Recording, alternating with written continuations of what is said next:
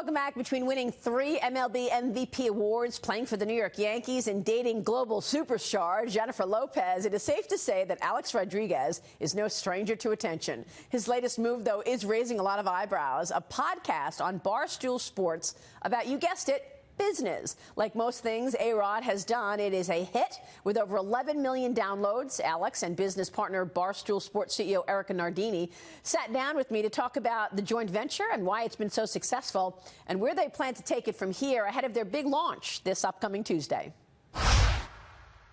Well, we came out with the #1 show in season 1. It was a phenomenon. It was so much fun, and we've had some incredible guests, people like Kobe Bryant, Gary Vee, Martha Stewart now for season 2, Howard Schultz. And I think you can expect a lot of what you heard in the first one is people talking about the common theme, their failures, and how to come out of those failures. They did not want to get defined by those mistakes.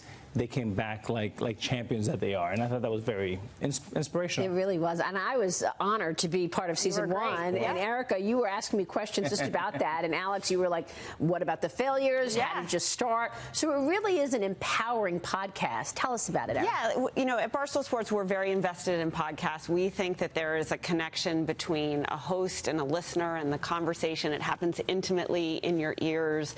It's free form. The dialogue can go anywhere. But what's really amazing about the Corp is we wanted to make those stories about failures and success and your time on the trading floor. We want that to come to life for young people who are thinking about what's their career going to be like, what's next for them. So we debuted as the #1 podcast on iTunes for the Corp season 1, which is pretty phenomenal for a business podcast coming from a company like Barstool Sports. We were thrilled to partner with Alex. We are endeavoring to be #1 again when it debuts next week. But what we really care about is that it's clearly resonating with people. They're clearly sharing it with their friends. They're clearly taking away something from all of the conversations that we're having. Alex, it also gives you an opportunity to go beyond baseball. I guess a lot of people want to talk to you about your phenomenal time on the field, but you are also a real entrepreneur, real estate, elsewhere. Tell me about what's important to you right now and where you see your career evolving. Yeah, you know, I started my business career out of fear. I started with a small duplex because I felt like the average career is 5.5 years. So if I bought a small piece of real estate every year, I would have 5.5 pieces of real estate, and that would be my answer to not go bankrupt, as you see, unfortunately, a lot of athletes today. We're incredibly bullish about some of the opportunities we're seeing in health and wellness, consumer, and obviously our core business has been real estate and continues to be.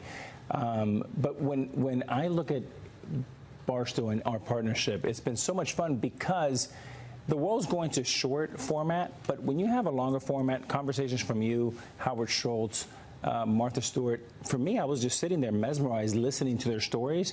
And with this type of format, it allows you to connect with the consumer better and also lets you get inspired and learn a great deal. I totally agree. The longer conversation is so much better.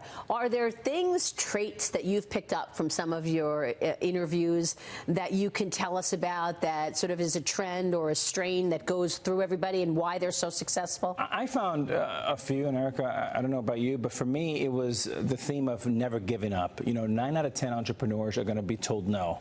That works out great with baseball because if you hit 3 out of 10, 30%, 300, you're a Hall of Famer. The other part is that you're an average of the 5 people you surround yourself with. Everyone kept talking about team, which obviously resonates with me being a Yankee.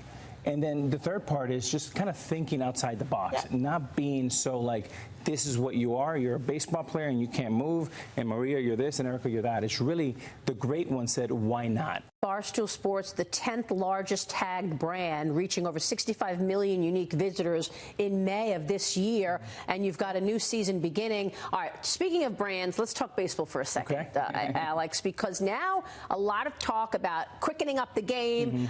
Then you've got robotic umpires. What's your take on all these changes happening in baseball? Well, look, I think change is really important. What's been great about baseball has been it was the #1 sport for about the entire past century. And now you have sports like NFL and NBA taking market share. I think we have to, and we started to do this already, is think about baseball as an entertainment business, not just sports. And what I mean by that is how do we connect to our consumers? How do we turn a really long game and turn that into a positive, not a negative? And You know, you look at the time from 4 to 7 p.m. I should be able to look on my phone and look at 30 batting cages and see what Aaron Judge is doing to get ready for the play, and go to Mike Trout, and go to Carlos Correa in Houston. But right now, we're not doing that. We don't have that access. But Barstool got it right. They started with that. Now ESPN is following. They have over 2 million ESPN Plus, paying almost $5. And now Disney's coming out next with $13. And you see what Bob Iger is doing with buying the Fox deal. Yep. Obviously coming after Netflix, coming right at their forehead. Absolutely. And I think baseball has to think a little bit more like Bob Iger, and I think we're on our way.